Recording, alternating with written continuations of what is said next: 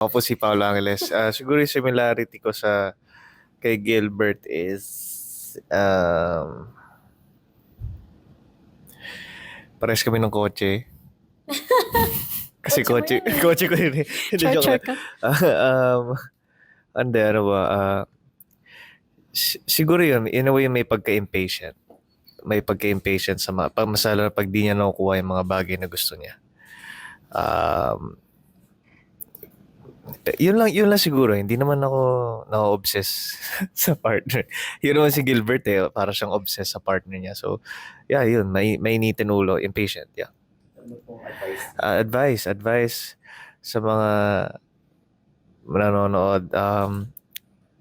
Huwag kayong maging impatient. Dahan-dahan lang. Dadating din yung mga bagay na gusto niyo. Ano bang similarities namin ni Erin? Si Erin very caring siya. So, I think I'm the same. Caring din ako sa family ko, sa friends ko. Kay Gilbert yun din. Joke. Hoy, naging caring naman siya. Wala kang mic, ulitin mo. Joke. Ano pa ba?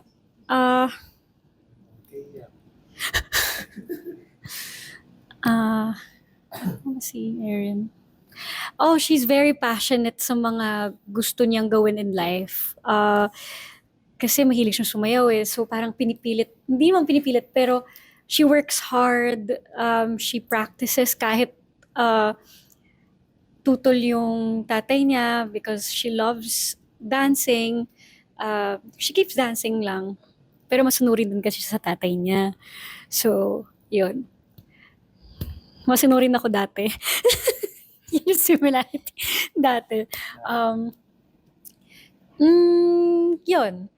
And then my advice, based dun sa similarity namin ni Erin is, yeah, ipaglaban nyo yung kung saan kayo masaya. Kasi in life naman, syempre, hindi naman pwedeng puro seryoso lang eh. And if you love if you do the things that you love, you will never really get tired of it.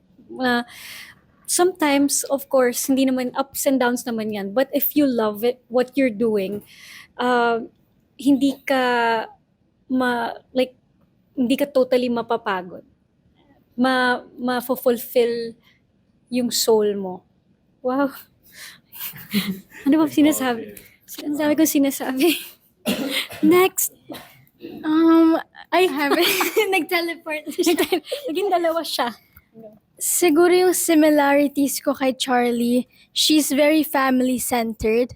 And ako din, super love ko yung family ko. And kada may mga occasions or anything, I just want to spend it with my family. And I think si Charlie, ganun din siya. She's very caring and protective sa brother niya. And I think ganun din ako sa brother ko. Kahit mas matanda siya, parang usually my family always says na parang ate daw ako kasi super protective ako and I always wanna be there for him kahit lagi niya akong pinagtatabuyan.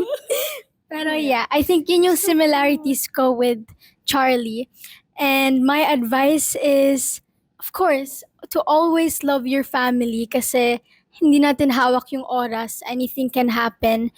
And before it's too late, let's show the love to our family, our mom and dad, and siblings.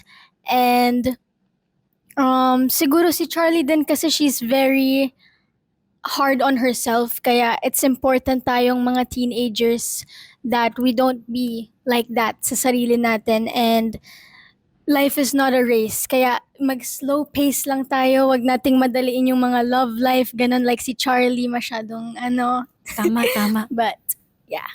Tama. Can you invite? Mga kapatid, sana po panoorin po ninyo ang final episode, ang pagtatapos ng Para sa Isa't Isa, 6 p.m. po sa TV5. And also, there's a catch-up episode.